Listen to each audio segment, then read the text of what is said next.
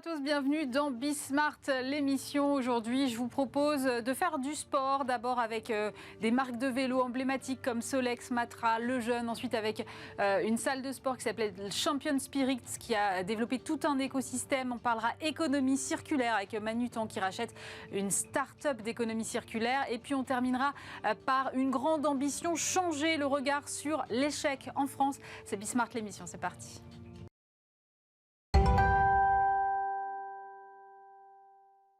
On commence cette émission avec Grégory Trébaol, bonjour. Bonjour. Vous êtes fondateur et PDG du groupe Easy Bike. Vous détenez notamment les marques Solex, Matra, Lejeune. Moi, je voulais savoir d'abord, quand vous avez repris Solex, je crois que c'était en 2013 ou quelque chose comme ça, est-ce que vous aviez déjà anticipé cette mutation de la mobilité qu'on est en train de connaître ? Alors, effectivement, on l'avait plutôt anticipé et même plus longtemps à l'avance, puisque à la création d'Easy Bike, avant même de nommer le groupe et la marque Easy Bike, on s'était rapproché de Magneti Marelli, qui était à l'époque propriétaire de la marque Solex, pour récupérer cette marque et avoir un projet autour du vélo à assistance électrique nommé Solex. L'histoire a fait que c'était pas possible à ce moment-là, et donc on a nommé notre marque Easy Bike et le groupe Easy Bike. Et après, l'histoire fera qu'on se retrouve sur les traces de Solex. Mais effectivement, depuis 2005, on réfléchit à la partie mobilité autour de cette marque. Alors justement, cette marque a connu des hauts et des bas. Vous avez connu un redressement judiciaire, je crois, c'est ça ? Aujourd'hui, elle est bien repartie, mais qu'est-ce qui s'est passé à ce moment-là ? Qu'est-ce qui a fait que finalement, dans cette espèce de mouvement porteur sur la mobilité, ça n'a pas fonctionné ? Alors, c'est un peu un raccourci que vous faites sur cette partie. Donc déjà, le redressement judiciaire n'était pas sur la marque Solex à proprement parler. C'était plutôt sur le groupe. En fait, ce qui s'est passé, c'est de façon assez simple. On avait levé énormément de fonds, beaucoup de fonds sur un marché qui n'était pas encore mature. Et on a fait ce pari en 2015, donc juste au moment de la reprise de Solex, de pouvoir réindustrialiser en France. Donc, à partir du moment où on décide de réindustrialiser en France, on décide de mettre en place une usine de production sur le sol français, donc qui mobilise un certain nombre de fonds par rapport à ça. De façon concomitante, on a racheté la marque Solex, on a racheté le fonds de commerce Matra, on a créé une usine dans la Manche, et on a eu, on va dire, un petit accident de parcours avec un de nos clients principaux, qui a fait qu'à un moment donné, on a acheté beaucoup d'actifs et on n'avait pas de BFR pour pouvoir entretenir de fonds de roulement pour entretenir la machine. Donc c'est à ce moment-là où on a décidé de se positionner en redressement judiciaire pour permettre, on va dire, de remettre les fondamentaux en place, ce qu'on a fait. Donc ça a été un peu plus long que prévu, puisque on était pendant cette période Covid également, donc on n'a pas pu tout exercer à ce moment-là, mais voilà, ça nous a permis de stabiliser. Rien n'est lié à une ou autre marque, c'était plutôt un concours de circonstances. Un concours de circonstances qui a fait qu'il a fallu se repositionner, faire un petit peu faire le ménage chez nous pour avoir des fondations saines pour pouvoir construire l'avenir. Et depuis, vous êtes reparti de l'avant avec une croissance externe. Vous avez racheté cet été la marque Lejeune. Comment vous positionnez chacune des différentes marques ? Alors, depuis son origine, le groupe est effectivement positionné sur la mobilité. Le groupe Easy Bike, de par sa première marque Easy Bike, a décidé d'organiser autour de ce pôle un certain nombre de marques avec chacune son positionnement. Solex est beaucoup plus, on va dire, sur le néo-rétro de par son histoire. Easy Bike est plutôt sur le très bon rapport qualité-prix, le produit accessible à tous, un peu la Swatch, si on devait le comparer sur le marché de l'horlogerie. Matra est beaucoup plus positionné sur la technologie, le sport et la performance. Et effectivement, la nouvelle entrée dans le groupe, qui est la marque Lejeune, est, elle, très positionnée sur la partie musculaire. On a récupéré Lejeune, effectivement, par de la croissance externe, un mois après la sortie du redressement judiciaire officiellement. Cette marque va nous permettre d'aborder aujourd'hui tout ce qui est ce qu'on appelle le vélo musculaire, donc non électrique, mais également sur de la technologie de la performance et surtout sur l'acquisition d'un savoir-faire qui est lié au carbone et aux matériaux composites. C'est marrant que vous parliez de technologie, parce que quand on pense vélo, on pense à quelque chose d'effectivement musculaire et pourquoi pas le moteur à assistance électrique, mais j'imagine que en fait, l'innovation, elle va plus loin. Effectivement, alors, quoi dire qu'on est les pionniers sur ce marché-là, une fois qu'on l'a dit, c'est fait. Je pense que les 10 dernières années et les 3 dernières années nous le montrent encore plus. On n'est pas les seuls à innover dans ce marché-là. Vous avez énormément d'acteurs, quoi. Toute proportion gardée, hein, on a une dizaine d'acteurs sur le marché du vélo à assistance électrique. Je pense que la particularité du groupe, c'est de pouvoir maîtriser son outil de production. Donc ça, c'était une des bases fondamentales au développement du groupe. Le deuxième avantage, c'est la partie marque. Et donc, autour de cette marque, le design et l'innovation. Et dans cette branche innovation, on a deux choses. On a la partie technologique, où effectivement, on va vouloir faire rentrer de la connectivité. Comparer ça un petit peu à l'automobile. Vous aviez vos parents qui roulaient dans des Renault, des R5, des 4L et tout ce ça, des 2 chevaux. Donc là, c'est plutôt les grands-parents. Aujourd'hui, vous roulez dans des voitures électriques connectées avec une climatisation, une direction assistée. Bon, ne voyez pas le vélo à assistance électrique comme un vélo classique, mais il faut voir le vélo électrique comme le début, et je dis bien le début, d'une ère de véhicules mobilité pratique dans des centres-villes. Donc le vélo est un démarrage, il va exister des nouveaux véhicules plus tard. Le vélo aujourd'hui tel qu'il est, en vélo électrique, bénéficie de la connectivité, de tout ce qui existe aujourd'hui dans l'industrie de la technologie. Donc ça, c'est tout ce qui est, on va dire, électronique. Et après, je pense qu'on va arriver sur ce marché dans quelques mois avec une technologie complètement disruptive sur des matériaux. Et ces matériaux, aujourd'hui, les cadres de vélo sont faits soit en acier, soit en aluminium. On arrive avec une technologie, une matière qui, elle, va être différente de l'acier et de l'aluminium et va nous permettre un petit peu de redonner à Solex son essor, une fabrication à grande échelle, économique et pour autant très qualitative. Et française toujours ? Toujours française, puisqu'on est en train de mettre en place un second site de production au nord de Paris, à 25 minutes de vos studios, pour permettre d'avoir une complémentarité entre l'usine qu'on a en Normandie à Saint-Lô et cette usine qui sera positionnée sur le Blanc-Ménil. Pourquoi vous aviez fait ce choix justement quand vous avez repris cette marque, quand vous avez lancé votre groupe, de réindustrialiser en France ?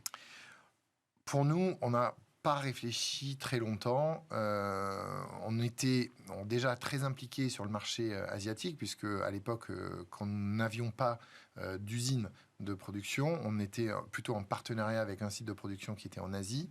Mais l'histoire nous montrait que l'Europe avait mis en place un certain nombre de barrières protectionnisme sur le vélo classique, donc sur l'importation, et donc on pouvait très facilement imaginer que l'Europe allait faire de même sur la partie vélo à assistance électrique. C'est ce qui est arrivé un peu plus tard que prévu. Donc c'est pour expliquer aussi une des raisons dans la déstabilisation financière qu'on a pu avoir en 2015, c'est qu'on pensait que la loi anti-dumping, donc qui était une barrière à l'entrée des produits directement fabriqués en Asie, allait se mettre en place en 2016 ou en 2017.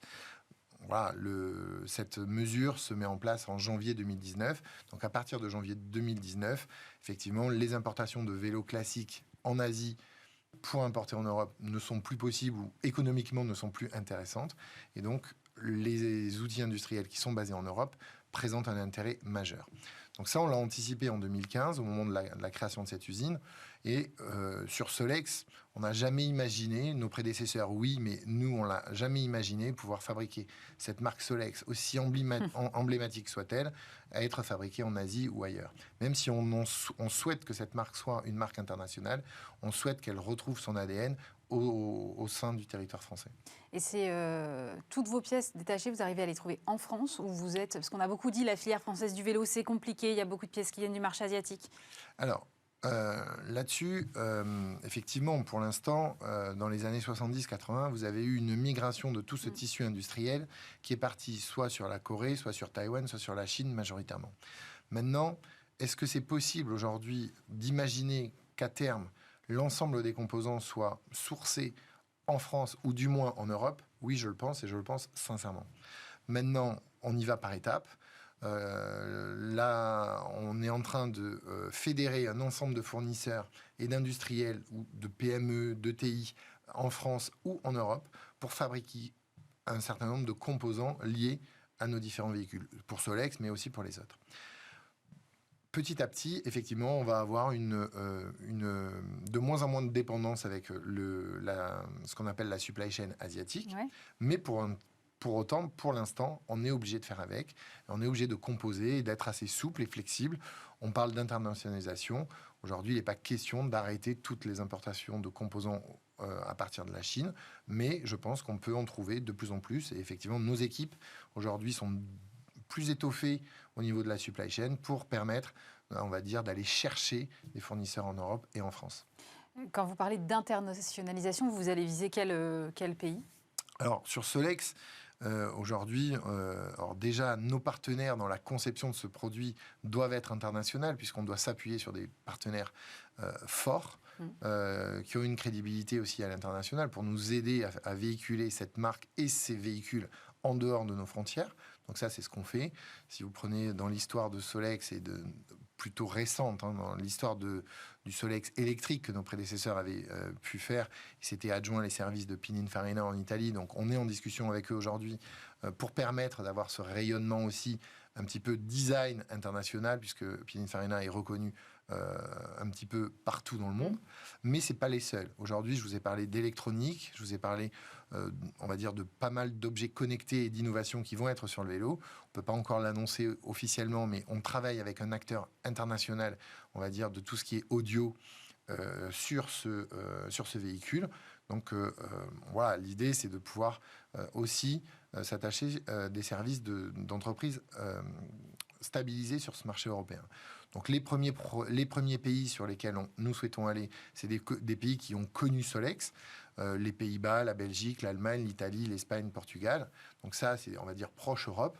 Mais aujourd'hui, et on a souhaité, avec Émilie Rambonena, qui co-anime le bureau de design avec moi, mettre en place des chefs de produits internationaux. Donc aujourd'hui, le responsable du design de ces nouveaux produits n'est pas français, est taïwanais, et pourtant a fait toutes ses classes en France dans des grandes écoles de design.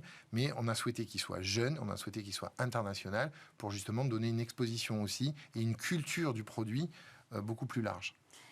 On disait, vous êtes sur un marché qui effectivement est très porteur. Il y a un plan vélo 2030, oui c'est ça, et qui vise à faire passer le vélo de 4% des modes de transport actuellement à 12%. Et selon le rapport qui a été rendu cette semaine, l'idée c'est pour atteindre cet objectif, c'est de mettre 400 millions d'euros par an dans le fonds de mobilité active qui finance les infrastructures cyclables. C'est-à-dire que quand même, quelque part, l'avenir du développement du vélo et de la filière française derrière, ça passe d'abord par une volonté politique ? Absolument. Je pense que la première volonté politique, et on est bien placé à Paris pour le voir, je ne sais pas si vous vous souvenez, au moment des grandes grèves, il y a une douzaine d'années, et l'arrivée de Vélib sur la capitale, tout le monde était un petit peu perturbé, les automobilistes étaient perturbés parce qu'ils voyaient du vélo un peu partout, et parce que les infrastructures, pistes cyclables, parking, stationnement, etc., n'étaient pas encore tous figés. Je pense que tout ça s'est révolu, mais on s'aperçoit bien que c'est parce qu'il y a eu à l'époque une démarche politique, une démarche des collectivités de venir mettre en place un certain nombre d'infrastructures, que les mentalités se sont ouvertes et que tout le monde est beaucoup plus précautionneux à faire attention à tous ces modes de déplacement. Donc le vélo est le premier axe de travail des centres-villes. Je pense qu'effectivement, la filière vélo peut se développer qu'à partir du moment où les collectivités sont sensibilisées aux infrastructures qui doivent être mises en place. Donc ça, aujourd'hui, on a cette chance d'avoir eu ce premier démarrage. L'effet pandémie, Covid, déplacement, a eu un deuxième effet positif par rapport à ça. Et maintenant, on a en plus de ça une volonté politique d'investir sur ces infrastructures. Et moi, j'ai tendance à dire, et je pense que c'est en cours, d'avoir aussi des fonds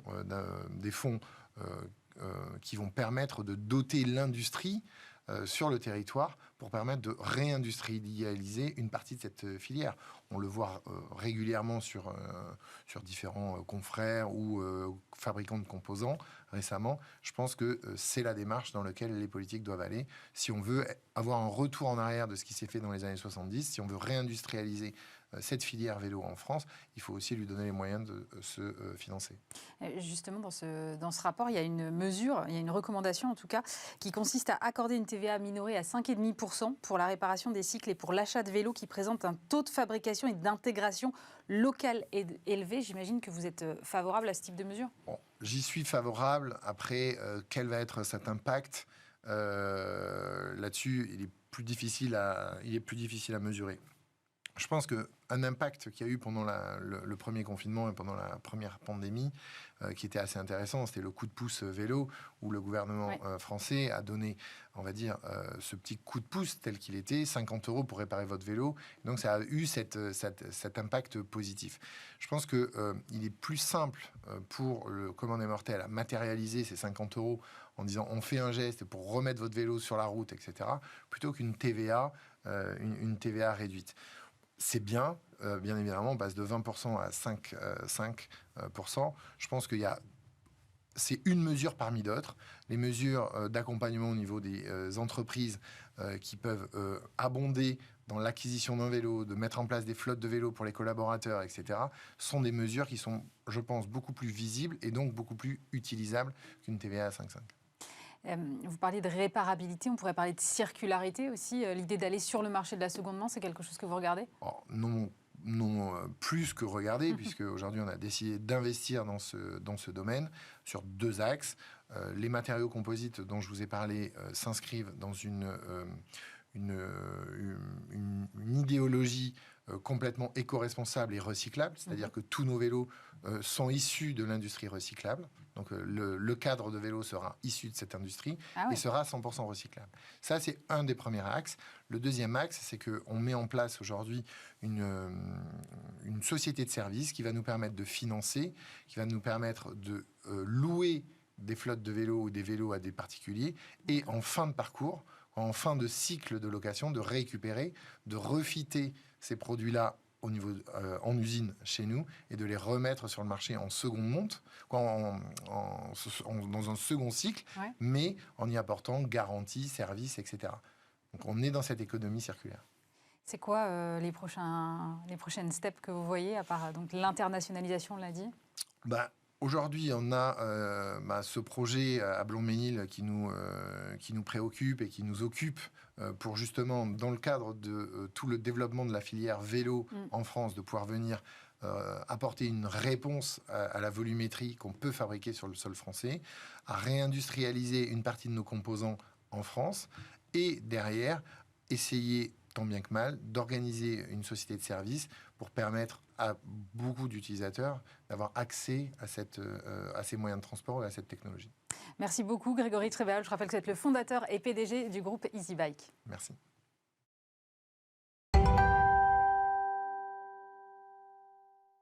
Et on vient de parler économie circulaire. Bien justement, on va continuer avec Xavier Laurent, directeur des fusions-acquisitions du groupe Manutan. Bonjour Xavier. Bonjour Aurélie, bonjour à tout le monde. Merci d'être avec nous depuis le siège de Manutan. Manutan, acteur majeur européen du e-commerce B2B, spécialisé dans la distribution d'équipements et de fournitures aux entreprises et aux collectivités. Et Xavier, vous avez annoncé hier avec votre groupe le rachat de ZAC. C'est une start-up de l'économie circulaire. Je me dis, mais qu'est-ce qui motive ce rachat en fait, Xavier? Ce qui motive ce rachat, c'est qu'on pense que l'économie circulaire va devenir quelque chose de, même pas fondamental, de absolument indispensable et normal dans la vente d'équipements, et notamment pour Manutan. Et on pense que ça deviendra dans les mois ou dans les années qui viennent impossible de vendre des produits sans se préoccuper de gérer les anciens produits, les produits obsolètes, et de proposer à nos clients des solutions pour réintégrer ces produits dans l'économie circulaire. On le voit dans le B2C, notamment à travers des applis comme Vinted ou Back Market. Et aujourd'hui, ça devient impensable de ne pas revendre ses vêtements ou d'acheter un téléphone, de revendre son téléphone quand on en achète un neuf dans le B2C. Et on sait très bien que le B2B va suivre cette tendance très rapidement. Alors, justement, qu'est-ce que fait ZAC exactement? Alors, ZAC, c'est une start-up française qui se charge de collecter l'ensemble des équipements informatiques et électroniques, et voire même électriques des entreprises, pour les reconditionner, c'est-à-dire faire le tri, identifier tous les produits qui sont susceptibles d'être réparés et revendus, tous les produits qui, au contraire, doivent être recyclés dans de bonnes conditions. Donc, Zach va se charger de faire la collecte de ces produits, les acheminer dans une entreprise dont c'est le métier, c'est-à-dire de faire ce tri et ce reconditionnement, par exemple Atelier Sans Frontières. Et ensuite, les produits qui sont revendables, Zach va se charger de les revendre et va rémunérer d'ailleurs l'entreprise qui a donné ces produits en lui reversant une très grande partie de cette revente. Et puis, à travers Atelier Sans Frontières, elle va s'occuper de recycler les produits qui ne sont pas réparables, soit à travers des pièces détachées, soit en récupérant de manière cohérente et en détruisant de manière cohérente ces produits pour éviter des gaspillages de carbone et de récupérer les matières qui sont dedans. Et qu'est-ce qui vous a séduit chez eux, en fait ? Alors, ce qui nous a séduit chez eux, c'est que c'est exactement ce que nous, on pense qu'il faut faire. Alors, ils le font sur les matériaux électriques, donc on voudrait l'appliquer sur d'autres. Et donc, Zach va apporter à Manutan une véritable expertise dans l'économie circulaire. Ils sont extrêmement bien introduits et, je dirais, au centre d'un écosystème sur cet aspect-là. Ils ont beaucoup de compétences dans ces aspects-là. Puis, ils nous apportent une plateforme technologique, qui organise toute cette collecte et cette revente. Et donc, on va pouvoir utiliser cette plateforme pour la mettre au service des clients de Manutan. Et donc, on va apporter à Zach des clients et Zach va nous apporter sa technologie et ses compétences. Mais vous l'avez dit d'un mot, Xavier, en fait, vous ne vendez pas que des produits électroniques. Donc, quid des autres produits que vous vendez chez Manutan ? Alors, à Manutan, on vend à peu près 600 000 produits différents. On pense qu'une bonne moitié d'entre eux devraient pouvoir faire l'objet de cette économie circulaire, c'est-à-dire d'être collectés, reconditionnés, revendus. Et donc, évidemment, on voudrait utiliser la technologie et les compétences de Zach pour étendre cette plateforme-là à d'autres produits dans l'avenir, très rapidement d'ailleurs. Aujourd'hui, vous avez le sentiment ou vous faites l'expérience peut-être d'être challengé par vos clients sur ces sujets-là de durabilité, réparabilité, économie circulaire ? Oui, alors, challenger, je sais pas si c'est challenger, mais en tout cas, c'est sûr que nous, quand on les a interrogés, 70% d'entre eux recherchent ou en tout cas sont très intéressés par des solutions d'économie circulaire. Et le cas standard, c'est j'achète un nouveau PC, un nouveau téléphone, merci de vous occuper de l'ancien parce que je ne sais pas quoi en faire. Donc 70% d'entre eux le veulent.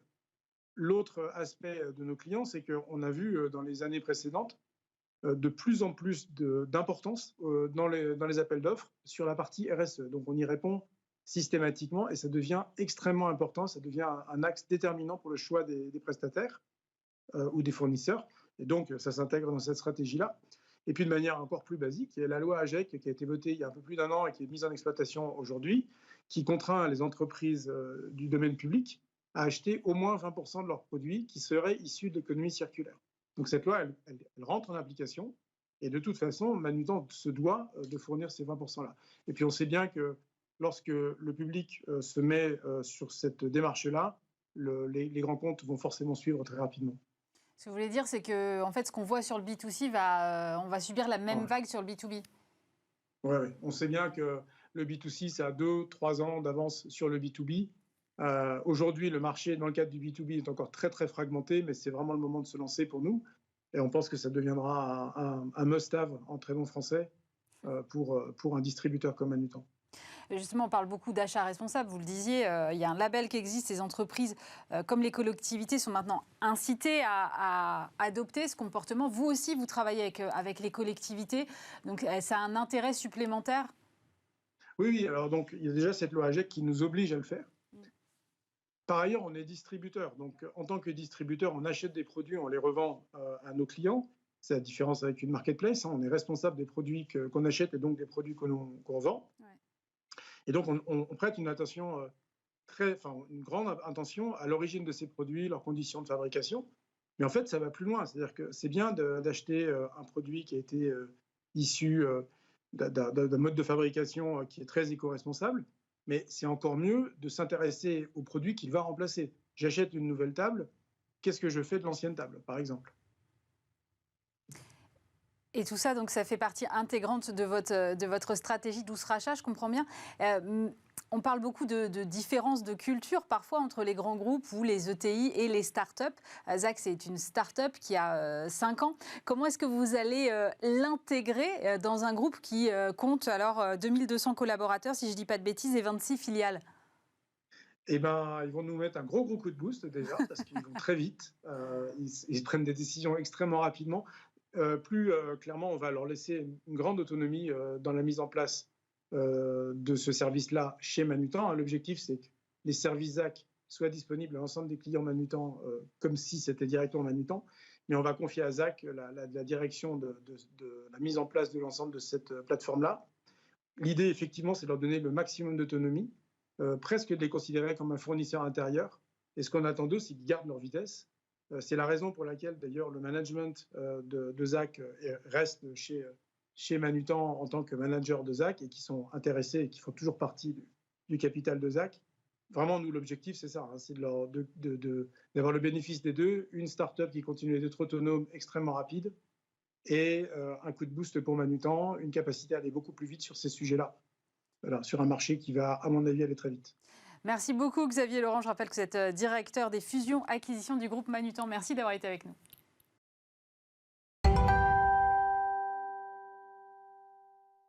On poursuit cette émission en parlant de sport avec Abdoulaye Fadiga. Bonjour. Bonjour. Vous êtes fondateur du concept Champion Spirit. Vous êtes ancien champion du monde et de France de Boktaï, 4 fois champion du monde, 9 fois champion de France. Reconverti dans l'entrepreneuriat depuis une dizaine d'années. Comment est-ce qu'on passe du sportif de haut niveau à chef d'entreprise ?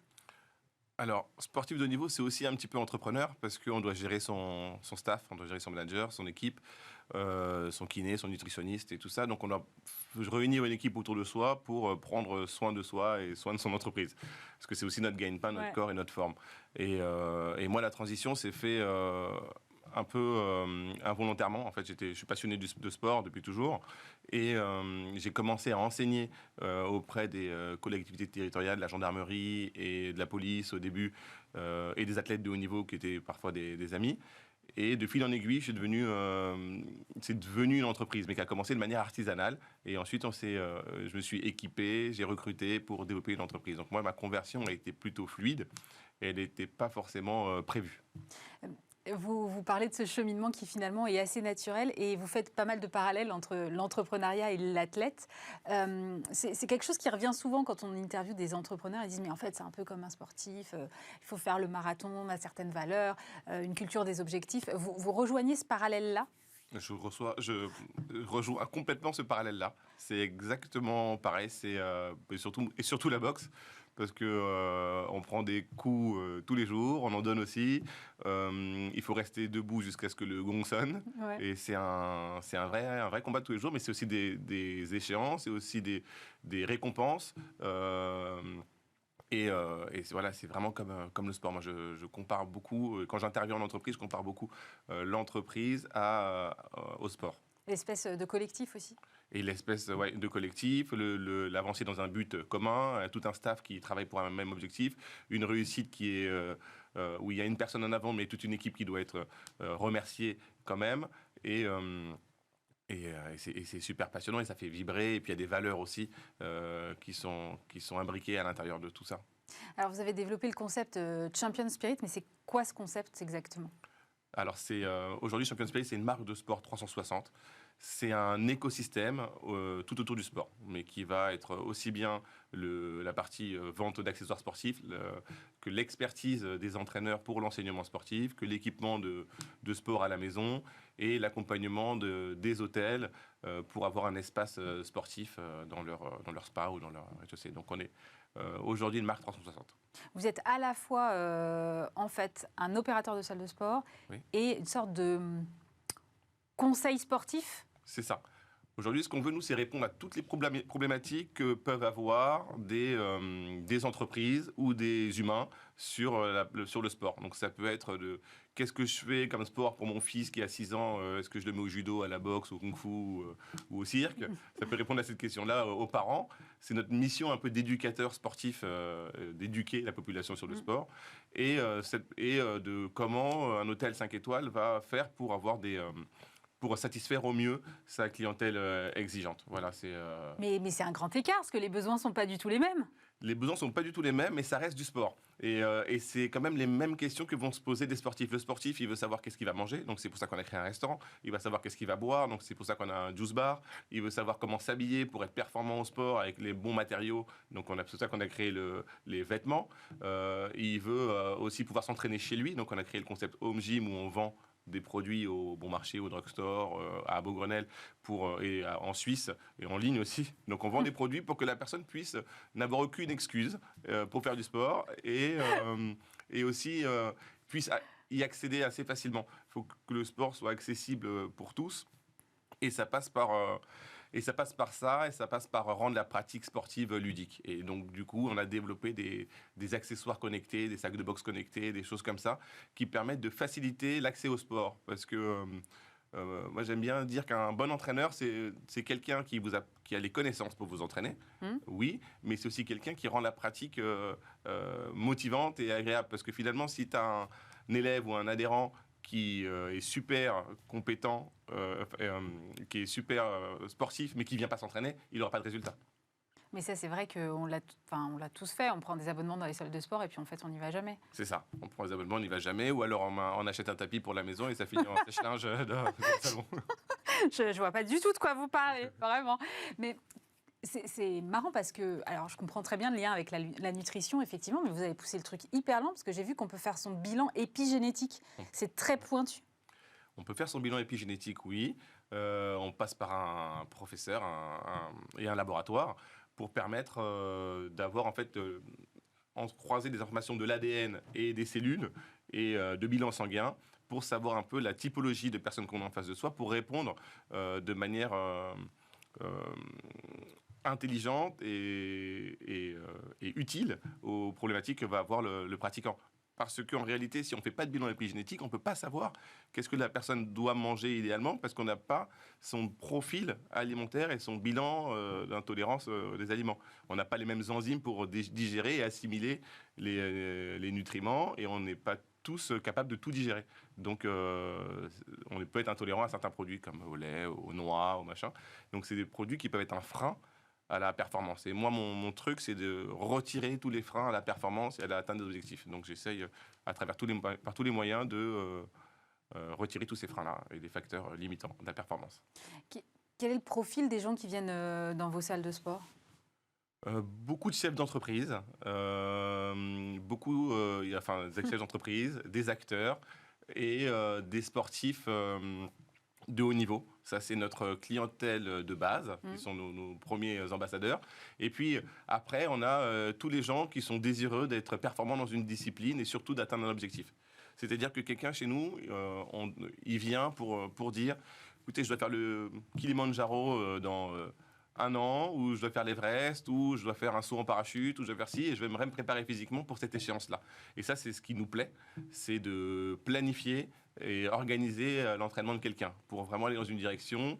Et c'est comme ça qu'on va travailler. Et les gens qui viennent chez nous ont des objectifs. Et s'ils n'en ont pas, on va leur en définir. Ça veut dire que vous faites quasiment à chaque fois du sur-mesure ? On fait à chaque fois du sur-mesure.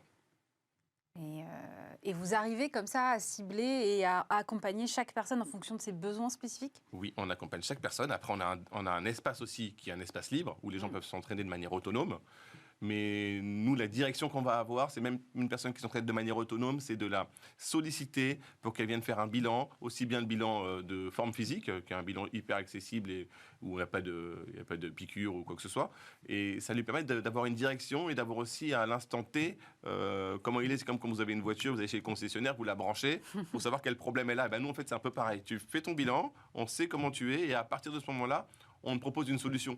Parce que si on propose quelque chose en fait sans connaître le problème ou sans qu'il soit validé par le pratiquant, c'est beaucoup plus difficile. Donc là, on a quelque chose qui est on a une balance qui nous permet de faire toutes ces mesures-là Et aussi, on fait une analyse posturale, physique, de toutes les performances de la personne. Donc, ce bilan-là nous permet de construire quelque chose et d'être validé par le pratiquant. C'est-à-dire, OK, tu es conscient que là, il te manque un peu de souplesse, il te manque un peu d'agilité, et au niveau cardiovasculaire, tu es super, voilà ton état aujourd'hui. On peut te proposer d'améliorer ça, ça et ça pour que tu continues de pouvoir faire tes lacets à 60 ans.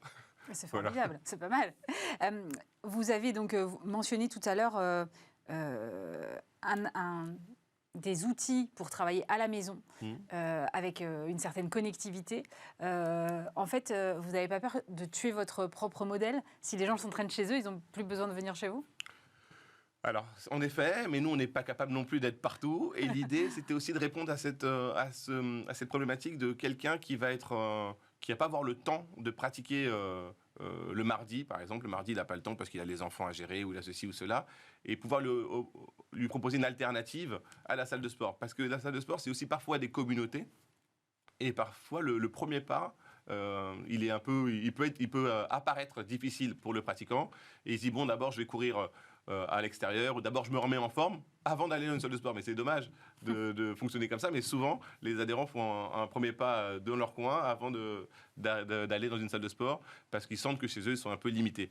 Donc, et en étant dans tous les domaines justement, on est capable, nous, en tant que société, de cumuler les deux. C'est-à-dire que le pratiquant au club, il peut aussi avoir quelque chose pour sa maison de vacances, ou quelque chose pour son bureau, ou quelque chose chez lui au quotidien. Vous avez mis en place, j'imagine, aussi des cours en ligne? J'ai mis en place des cours en ligne, surtout, on a été obligé pendant la période de Covid, où on a été fermé pendant un peu plus d'une année. Donc on a continué l'activité, on est resté concentré, résilient, et puis on a fait des cours en ligne, et ça nous a aussi permis de voir l'activité différemment, et certaines choses, on les a conservées, parce que c'était parfois plus pratique. Par exemple le suivi à distance. Il envoie un protocole d'entraînement avant la séance. Donc le suivi à distance via une application de suivi où on envoie à notre élève, tiens, aujourd'hui, voilà le contenu de ta séance. C'est-à-dire, s'il peut venir au club, c'est super, mais s'il ne peut pas, il a un entraînement quand même. Parce que si tu es dépendant de l'entraîneur systématiquement pour pouvoir t'entraîner, finalement, on t'a pas rendu service et on t'a pas rendu autonome et indépendant. Et la mission de la salle de sport, oui, c'est d'avoir des clients. Ça, c'est l'objectif financier. Mais c'est aussi d'apporter des solutions à long terme sur les sportifs. Parce que peut-être que lui ne viendra plus, mais ses amis viendront parce qu'il a eu des résultats, ses parents, ses enfants. Donc, nous, en tout cas, notre fonctionnement, il est plus familial et on n'a pas l'intention d'être. Nos entraîneurs n'ont pas vocation à être des gourous systématiquement, mais plutôt des maîtres d'art et des enseignants, des éducateurs sportifs. Cette diversification que vous avez opérée, ça vous a aidé à être plus résilient pendant la période de crise qu'on vient de connaître? On a dit beaucoup de choses sur toutes ces salles de sport qui ont souffert. Je voyais encore un article ce matin sur Néonès qui freine un petit peu son développement, qui n'a toujours pas retrouvé son nombre d'abonnés versus l'avant-crise. Vous, c'est cette diversification-là qui vous permet de tenir, ou quand même, malgré tout, vous avez souffert un peu? On a souffert, mais ouais, c'est pour ça que je dis aussi c'est comme le sport, parce que le sport, on doit prendre des coups, on doit lever la garde, mais on doit rester quand même concentré et essayer de répondre. Donc c'est ce qu'on a fait, on s'est diversifié, on allait chercher des financements, on a fait une belle levée de fonds pendant la période de Covid, qui nous a permis aussi de... Vous avez fait une levée de fonds pendant la période de Covid? On a fait une levée de fonds pendant la période de Covid, et on a prouvé qu'on était capable d'innover, d'avoir des activités différentes, notamment en développant le premier sac de boxe connecté, qui fonctionne très bien, d'ailleurs qui est en rupture de stock en ce moment, et qui arrive, de nouveaux stocks arrivent dans un mois. Oui, on a prouvé qu'on était capable, on a eu des partenaires qui nous ont accompagnés, et je pense que ces périodes-là sont bien pour se remettre en question, et la prise de conscience et la nécessité de s'adapter est présente. Donc on a réussi à s'adapter et puis on est plutôt content. C'est vrai qu'il y a des salles de sport qui souffrent parce que aussi parfois leur seule activité, c'est une activité de salle de sport. Et n'ont pas d'autres cordes à leur arc, mais elles vont se réinventer. Pour la plupart, elles n'ont pas d'autre choix que de se réinventer parce que les adhérents aussi sont plus prudents sur l'engagement de souscription dans un abonnement annuel pour une période d'1 an, parce qu'ils ne savent pas si ça va fermer, si ça ne va pas fermer. Donc il faut aussi être conciliant. Et oui, c'est une période qui a été très difficile, mais il y a beaucoup d'acteurs sur le marché qui sont réinventés. Et nous, on s'en est très bien sortis. Ça nous a forcé à réfléchir et à se poser, à voir les lacunes qu'il y avait dans notre modèle et à innover. Vous êtes sur un positionnement peut-être plus premium aussi que certaines salles de sport dont on voit des abonnements à très bas prix qui fleurissent partout. Oui, on n'est pas du tout dans cette logique de compétition de prix. On est plutôt très premium. Avec une population de membres assez réduite, parce que nous, en membres résidents, on n'a que 500 adhérents résidents. Et à côté, on offre des cours de sport à tout le monde, on fait des programmes pour tout le monde, mais les abonnés résidents sont au nombre de 500 seulement, et on ne va pas au-delà. C'est quoi les abonnés résidents? C'est des abonnés qui sont membres du club et qui sont titulaires d'un abonnement qui leur donne accès au club, au restaurant, à toute l'infrastructure pendant une période de 1 an, mais en général, ils renouvellent tous parce que sinon, après, il y a une liste d'attente et puis c'est plus compliqué. Donc, oui, d'accord, donc on est très premium quand même. On est très premium parce que moi, on n'est pas premium parce que c'est cher, on est premium parce que le service qu'on va apporter, il est très abouti. Et on essaye vraiment, entre le bilan, entre l'encadrement sportif, entre les compétences des entraîneurs et l'écosystème sportif dans les machines et les équipements qu'on va avoir, sont très aboutis et ça nous permet, nous, un suivi et ça nous permet de nous adresser à une population qui est assez précise dans ses demandes. Et vous avez quand même, à côté de ça, des cours plus larges? On a des cours un peu plus larges, oui, on va aller jusqu'à 8 à 10 personnes. Mais quand on va avoir plus de 8 personnes, on va avoir 2 entraîneurs pour s'occuper de ce public-là. Donc ça reste des cours en petits groupes. Et ailleurs, on va intervenir en entreprise où là, oui, on peut avoir des cours avec 100 personnes, 200 personnes. On peut faire des grosses missions. Mais à l'Académie Champion Spirit, dans le 7e arrondissement, on va proposer uniquement des cours à un maximum de 6 personnes. D'accord. Et vous avez le projet d'en ouvrir d'autres à d'autres endroits ou... Oui, on a le projet d'en ouvrir d'autres. Notamment aux États-Unis, on est en cours d'ouverture. D'accord. En Floride. Pourquoi les États-Unis ? Les États-Unis parce que ça répond bien à notre concept. Et parce qu'on a une marque d'intérêt d'un partenaire aussi qui est là-bas. Et c'est un gros marché dans le sport qui est un petit peu en avance sur la France. Et aussi, on est ouvert dans un peu plus de 30 endroits, 30 hôtels, un peu partout dans le monde. Donc, on a au Brésil, aux Bahamas, au Portugal, au Maroc. On ouvre au Sénégal au mois de juin. On ouvre dans pas mal d'endroits, un peu sur tous les continents, en tant qu'exploitant pour le compte d'hôtels ou d'entreprises. Voilà. Mais en nom propre, aujourd'hui, l'Académie Champion Spirit, elle est à Paris. D'accord. Et vous êtes sûr qu'on continuera toujours d'aller dans les salles de sport et qu'on finira pas tous sur nos applis ? Non, parce qu'il y a quand même un besoin de relations humaines qui est hyper importante, de motivation dont les personnes vont avoir besoin. Et je pense qu'il y a des échanges quand même qui se font via ce qu'on dégage. Et je pense que c'est indispensable d'avoir parfois le prof, le maître, qui n'est pas une machine. Donc je pense qu'il y a des trucs super intéressants à faire avec le monde connecté, avec Metaverse, avec plein de choses. Il y a des trucs super intéressants, mais on ne remplacera jamais l'humain. Si l'humain est compétent, si l'humain est plus compétent que le robot, on ne pourra jamais le remplacer. Et j'espère qu'on ne le fera pas et qu'on gardera cette relation humaine et sportive qui a aussi une mission éducative. Et c'est pas que le sport, en fait, ça nous pousse aussi à prendre connaissance de nous, de changer, d'évoluer. Et l'entraîneur, il sert aussi à ça, et l'exutoire est hyper important. Merci beaucoup, Abdoulaye Fadiga. Je rappelle que vous êtes le fondateur du concept Champion Spirit. Merci d'avoir été avec nous. Merci beaucoup.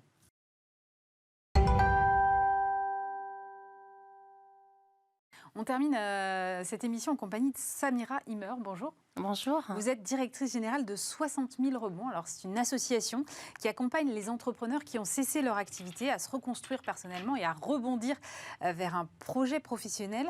Mais ce qui m'a beaucoup interpellée, c'est votre parcours, parce qu'en fait, vous êtes d'abord spécialiste de la logistique, vous êtes l'ancienne dirigeante de la plateforme Lyon Terminal.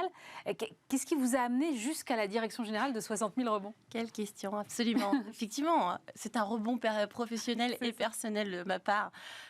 Oui, j'ai dirigé pendant 17 ans la plateforme fluviale et ferroviaire du port de Lyon, Lyon Terminal, filiale de la Compagnie nationale du Rhône, du groupe Engie. Et en fait, spécialiste du transport et de la logistique par la force des choses, parce que école de commerce initialement, de commerce international. Mais arrivé les 40 ans, le Covid aidant, mon parcours aussi associatif un peu dense à titre personnel, et puis mon parcours politique m'ont fait aussi faire un arrêt sur image à titre personnel en me disant qu'est-ce que tu as envie de faire dans les 10 prochaines années. Et en réalité, c'était rapide, c'était de se dire est-ce que tu te projettes encore chez Lyon Terminal dans 10 ans ou est-ce que tu te projettes plus ? Et la question était très simple, c'était de se dire j'ai l'opportunité de pouvoir faire autre chose, fais-le pendant que tu as 40 ans, dans 10 ans, ça sera plus compliqué. Et donc, j'ai décidé de quitter Lyon Terminal pour ensuite justement réfléchir. J'ai créé mon entreprise. Parce que j'avais un contrat avec le port de Barcelone pour justement les accompagner pendant 2 ans. Et en me disant, je me vois bien travailler pour une fédération professionnelle, le MEDEF, la CPME en tant que secrétaire général, directeur général d'une fédération. Et puis l'annonce de 60 000 rebonds. Et puis me voilà, ça faisait écho, une association qui accompagne les entrepreneurs post-liquidation, qui les accompagne sur un projet professionnel, salarial et ou entrepreneurial. Et puis aussi à les réparer psychologiquement et changer le regard sur l'échec. Pour moi, ce poste était fait pour moi. Il rassemble toutes mes valeurs et mes convictions. Un job qui a sens, qui fait du sens, qui donne du sens et qui est complètement en adéquation avec mes valeurs. Donc me voilà chez 60 000 rebonds. Alors il faut reconnaître que ce poste, c'est une création de poste. Le président, c'est Guillaume Mullier. Oui, c'est l'écosystème Mullier qui est derrière, c'est ça. Pas du tout. En fait, cette association a été créée par Philippe Rambaud, qui est en fait un entrepreneur qui a liquidé sa propre entreprise en 2012 et qui, en regardant l'écosystème, n'avait pas trouvé d'association qui accompagne justement les entrepreneurs qui post-liquidation. Donc, à la base, le fondateur, c'est Philippe Rambaud. Guillaume Mullier est juste venu ensuite finalement accompagner en 2015 et a pris la présidence nationale en 2016. Et Guillaume Mullier arrive à son fin de mandat de président national et s'était dit, il faut que je structure ma tête de réseau, il faut que je féminise mon équipe de direction. Et donc, je cherche une femme pour diriger la fédération nationale, parce que nous avons à ce jour 10 associations territoriales qui sont autonomes, mais pas indépendantes, parce que nous les fédérons et nous les structurons. Et alors, combien est-ce que vous accompagnez comme ça chaque année d'entrepreneurs qui ont échoué à un moment pour une raison ou une autre? Donc, sur l'année passée, on a accompagné seulement 600 entrepreneurs. L'année d'avant, 700. En réalité, au total, depuis 2012, nous avons accompagné 1000 entrepreneurs qui ont rebondi. Parce que dans nos rebonds, on a 50% d'entrepreneurs qui rebondissent vers du salariat et 50 autres qui rebondissent vers de la création d'entreprise ou de la reprise d'entreprise. D'accord. Et il faut dire aussi, c'est que notre plus grosse difficulté, c'est que les entrepreneurs tape à notre porte, parce que nous n'allons pas chercher l'entrepreneur, il faut qu'il vienne à nous. Et aujourd'hui, la plus grosse difficulté pour un entrepreneur, quand il a liquidé son entreprise, c'est qu'il est isolé, il a honte, il se sent humilié et il ne va pas chercher de l'aide. Donc notre objectif à nous, c'est d'une part de changer ce regard sur l'échec, de ne plus avoir cette honte et surtout de se dire viens nous voir avant même que tu aies ces difficultés, connais-nous avant que tu aies ces difficultés, soyons ton filet de sécurité lors de ta création et ensuite tu sauras que tu peux être accompagné. Vous savez, j'ai cette habitude de faire cette métaphore avec le contrat de mariage. Ouais. Quand vous vous mariez, c'est l'euphorie, c'est la fête, tout va bien. Et pourtant, le notaire, il vient comme un garde-fou en disant attention, attention. Mais vous êtes dans l'euphorie, vos chakras sont ouverts, vous êtes capable de l'entendre en disant bon, ok, je vais le faire, ce contrat de mariage. Mais vous le savez. En revanche, quand vous êtes en plein divorce et qu'on vous parle de ce contrat, vous n'avez plus finalement cet état d'esprit ouvert, open-minded, envie d'entendre. Et donc, quelque part, nous, notre objectif aujourd'hui, c'est d'intervenir en amont, au moment de la création, en disant si tu connais quelqu'un qui a des difficultés, parle-nous. Et il faut qu'on parle 3 fois de nous pour que 60 000 rebonds restent dans les esprits. Et notre idée, c'est d'accompagner. Il faut savoir, c'est un accompagnement gratuit. Mais quelle forme prend-il cet accompagnement alors ? Alors, c'est un accompagnement qui peut aller jusqu'à 24 mois et où on travaille avec 1200 bénévoles. Sur ces 1200 bénévoles, on en a 600 qui sont des coachs personnels certifiés qui répare psychologiquement l'entrepreneur, c'est-à-dire lui redonne confiance en lui fait verbaliser ses mots, M-A-U-X, avec des mots, M-O-T-S. Et puis, en parallèle, vous avez des chefs d'entreprise, des entrepreneurs, des cadres dirigeants qui viennent construire le projet professionnel de l'entrepreneur. Donc, on remet tout à plat. Qu'est-ce que tu as envie ? là, j'ai une caution bancaire, j'ai divorcé, je suis déprimée, j'ai plein de dettes. J'ai envie de rien, en fait. J'ai envie de rien. Ouais. Et donc, en fait, c'est pour ça que travailler les deux en même temps, c'est de se dire, OK, on te redonne confiance, mais il faut bien que tu rebondisses. Qu'est-ce que tu as besoin? Remplir mon frigo? OK, on va te trouver un job pour alimentaire dans un premier temps, pour ensuite construire ton projet professionnel. Et en fait, en réalité, ils reconstruisent pour 50%, ils recréent des entreprises pour 50% d'entre eux. Et je parle au masculin, mais en réalité, vous savez, en France, on a 15% d'entrepreneuses. Et nous, chez 60 000 rebonds, l'année dernière, nous avons accompagné 26% de femmes entrepreneuses. C'est-à-dire que la femme a moins de mal à demander de l'aide et à se faire accompagner parce que l'ego que l'homme peut avoir, que ce soit un ego au sens créativité ou au sens homme, clairement, la femme l'a moins en se disant, moi, je vais demander de l'aide, je vais rebondir. Ça, c'est un des points importants à notifier. Puis le deuxième point aussi qu'il faut dire, c'est que l'entrepreneur, quand il vient chez nous, il dit, plus jamais j'emploierai du monde, plus jamais je recruterai, ça c'est terminé. Et en réalité, il recrée des emplois. Chaque entrepreneur qui rebondit et recrée une entreprise, il crée 3,2 emplois. Et donc, c'est pas mal quand même déjà. C'est énorme. Et ça, on a notre observatoire du rebond qui étudie ces impacts.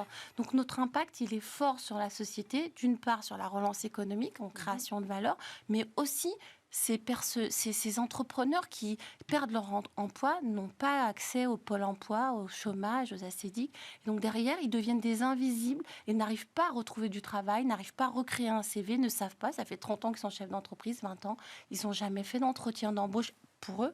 Et donc, quelque part, on leur réapprend à se vendre sur le marché de l'emploi, à redevenir cadre, à redevenir des directeurs commerciaux. Et on crée un peu ces partenariats avec Pôle emploi, l'APEC, avec différentes boîtes d'intérim, avec des cabinets de recrutement pour les aider justement à se réinsérer dans le monde du travail. Vous parliez tout à l'heure de changer le regard sur l'échec. Est-ce que vous considérez qu'il faudrait, je sais pas, en quelque sorte, un droit à l'échec, un peu comme le gouvernement a mis en place le droit à l'erreur? Absolument. C'est exactement la belle analogie. Vous savez, c'est ce qui me motive dans cette association, c'est le changement de regard sur l'échec. Notre vision à 3 ans, c'est ça. C'est effectivement, vous savez, les anglo-saxons, quand ils recrutent les employeurs, ils disent feu vert, ah, t'es parfait, toi, super, école de commerce, t'as 25 ans, génial, tout beau. Ouais, mais t'as échoué où? Nulle part. Va te faire un peu les dents. L'échec est une expérience valorisée et valorisable. En France, c'est honteux d'avoir échoué. Et puis, il faut qu'on intervienne très tôt dans les écoles, dans la formation. Vous savez, moi, j'ai fait une école de commerce. En sortant, j'étais la plus forte, j'étais la meilleure. J'allais créer mon entreprise et tout était ouvert et les feux étaient ouverts. Mais en fait, en réalité, on ne nous apprend pas ce que c'est que l'échec, qu'on peut avoir aussi des difficultés. Et ça s'apprend en amont. Et le fait de se dire on a le droit d'échouer et ça se valorise, je pense qu'on aura vraiment déjà plus de facilité à changer ce regard tout un chacun.